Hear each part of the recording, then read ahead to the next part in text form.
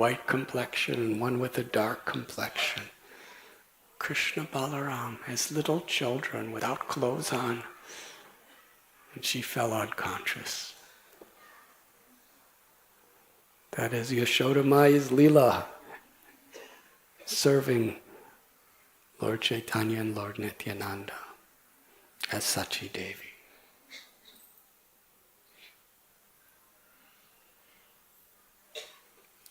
On Balaram's 5th birthday, some wonderful things took place.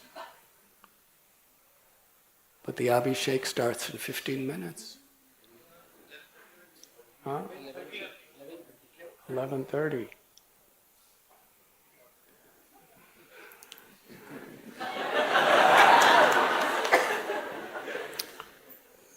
So on the 5th birthday of Sri Balaramji, Nanda, Yashoda, Rohini Devi, they kept Balaram from going into the pastures with Krishna.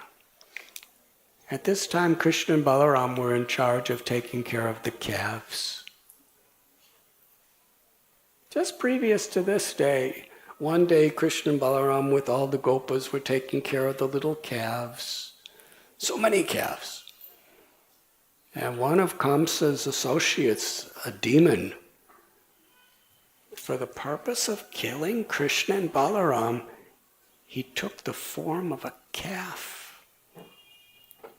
Very sweet-looking, innocent calf with nice lotus-like eyes.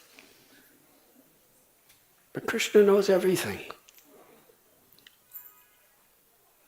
So as they're making the calves very happy, taking them to nice pastures to eat soft, nutritious, delicious grasses, and bringing them to the kunds and the nectarine lakes to drink water, as the gopas would play so many wonderful games. Krishna told Balaram, that calf is a demon who's come to kill us all. Balaram acknowledged. Krishna and Balaram very, very nicely walked just behind the calf, whose name was Vatsasura. And Lord Krishna suddenly grabbed the rear legs of the calf and whirled him around until the demon was dead. But Krishna likes to do many things with even one action.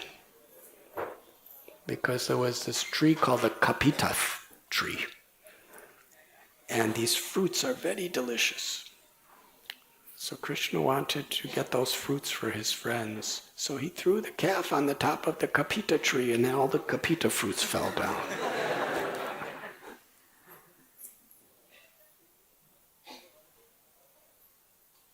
So on Balaram's birthday, Rohini Devi kept him back to have Abhishekam for their little son, and also to engage him in serving the Brahmins, to give gifts and charity. We find in the scriptures, this is the way birthdays were celebrated. Because there's no greater gift than the blessings of great souls.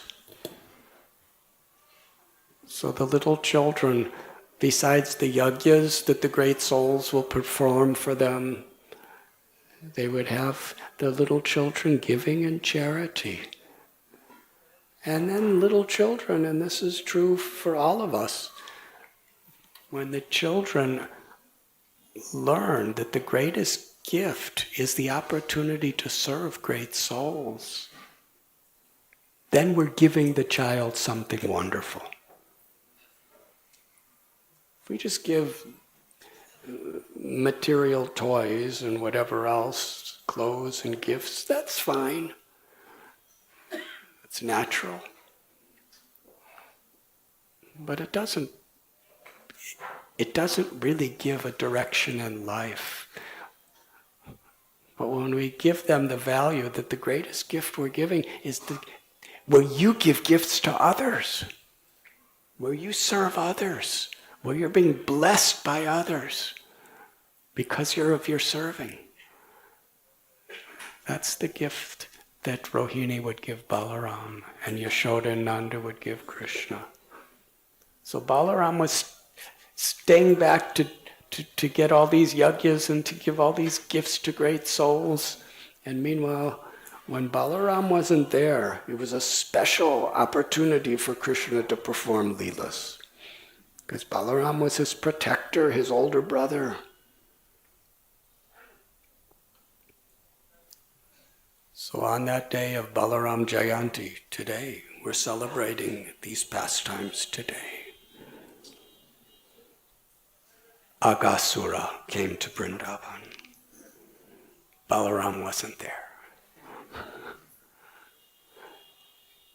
He took the form of a gigantic serpent. I'm going to summarize because of time. Aghasura opened his mouth.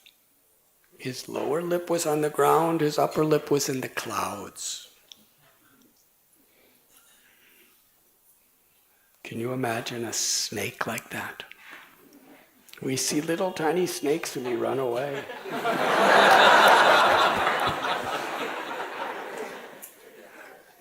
Aghasura was such a snake. And the cowherd boys were so confident of Krishna's protection. When they saw Aghasura, they were playful. What is this? It looks like, the tongue looks like a superhighway.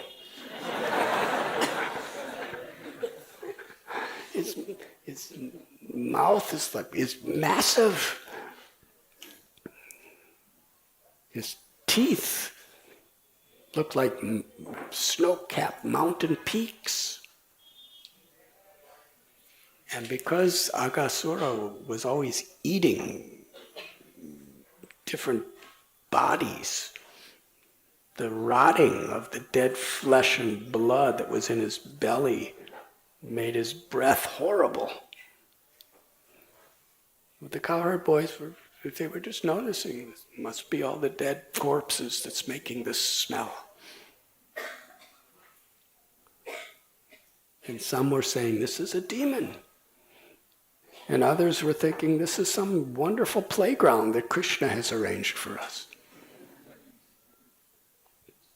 And the boy said, let's go inside. And other boys said, no, I'm not going in there. And then the cowherd boys would tell those boys, if you don't come, then we're not going to play with you anymore. Why are you afraid? Krishna will save us. After all, Bakasura, he was big as a gigantic mountain, and he swallowed Krishna, and he tried to kill us, and Krishna just bifurcated him. We have nothing to fear. So they were dancing and smiling right into the mouth of Agha. Krishna was watching. They're entering to the mouth of this demoniac snake. And after they were all inside the mouth, Krishna entered the mouth. Aghasura closed the mouth with the intention of completely disintegrating the bodies of Krishna and the cowherd boys and the calves. And being in that completely dark place with no air, all the calves and all the children, they lost their consciousness. But Krishna glanced upon them. And because nobody was looking, Yashoda Mai wasn't there, Nanda Maharaj wasn't there, the boys and the calves were all unconscious. Krishna did something, the only time he did this in his Braj Leela. He assumed an incredible form to kill a demon. Putana, he was just a little baby. He just sucked a little harder. Tranabarta, he remained the same little baby size, hardly a year old. He just became heavy.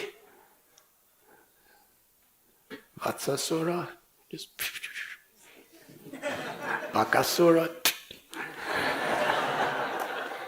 Even Kaliya, Krishna just danced on his hoods.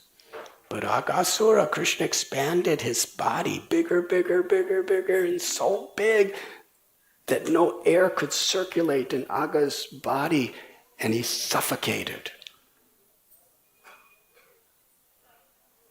At the moment of his death, his soul burst out from the top of his head and